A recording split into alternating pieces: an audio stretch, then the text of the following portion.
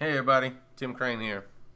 Today I'm going to talk about a deal that I found here in a local town where, kind of near where I live. Um, this deal was on the market for a minute.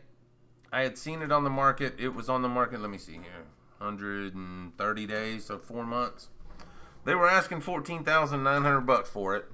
And when it first came out, I really wasn't interested in it. It's in town, it's got a small lot, and it's an old house. And I just, most of the time, those don't thrill me too much. I like houses with a acre or two. I think most people would prefer to have a couple acres with their house if they could.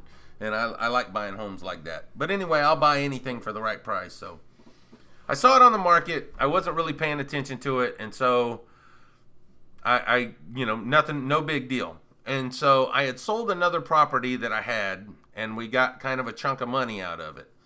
So I had a $50,000 debt on that property that I was paying, but I had an income from that property too. And so by selling it, by the guy had paid me off, I was able to wipe out my debt, and I had some money left over. So I wiped out the $50,000 debt, but I still didn't, I lost that income from that property too. And so I took the money that was left over after the sale, and I bought a couple of little $10,000 properties, and now I don't have the debt, but I still have the income. See there, I got two houses paid for with income with no debt on those two. Anyway, I had an extra $10,000 laying around to buy it. And so what I did was I just submitted an offer. I'd seen it had been on the market for a minute. And what I did was I actually looked it up on my MLS, and I saw where it had been listed one time before, back in 2008. It listed for $35,000, but it had an original list price of $60,000. And it was on the market for almost 2 years there. No takers. Well, then I had another listing on it for $43,500 in 2007. So it had been on the market for 35, 40, no takers, and now the bank had it. And so I submitted two offers. I submitted an $8,000 cash offer, or I submitted a $12,000 offer where I put down $2,000 and they financed the other $10,000. They met me with a counter offer of $10,000, just flat cash, $10,000. I accepted it, and so I was in the process of buying the property. The attorney was doing the title work and trying to get the property where I owned it. You know, I wired him the money.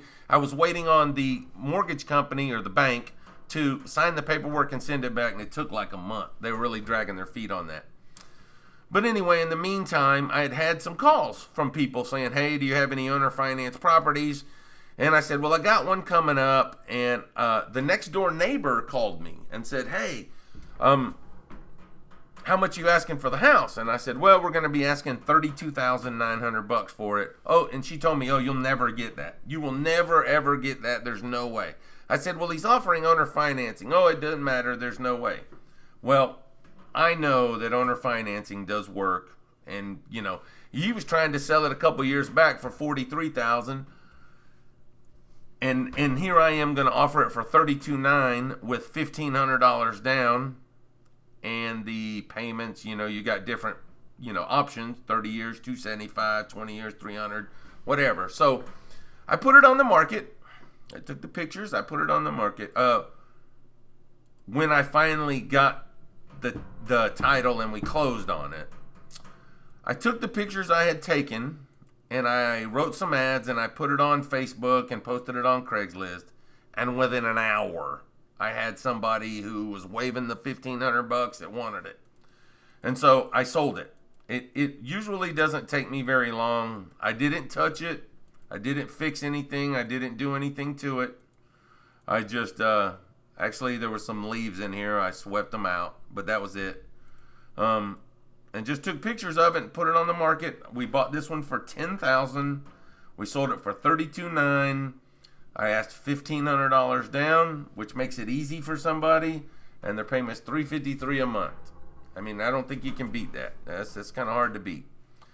And so I was able to, again, take my $10,000, triple my money, and draw 10% interest on that. That's a great investment. I love doing these little deals. I love doing them. I wish I had gobs and gobs of money where I could buy all these little $10,000 houses and do it over and over and over again till I had millions and millions of dollars coming in and tens of thousands of dollars in monthly residual income coming in. Anyway, if you guys got any questions, feel free to shoot me an email or a message. Thanks for watching my videos, and keep watching.